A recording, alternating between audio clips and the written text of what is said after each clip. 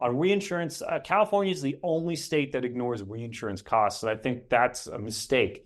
Reinsurance is fairly mandatory for responsible operation. And I don't think the CDI or California homeowners would want carriers acting without it. I think there's a way to find a path forward here as well.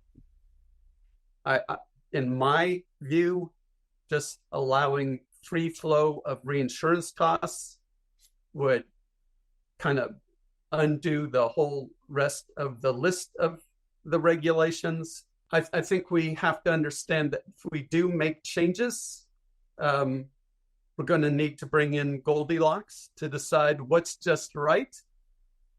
It's very difficult to amend these regulations to achieve availability of coverage without sacrificing a lot of the affordability of coverage.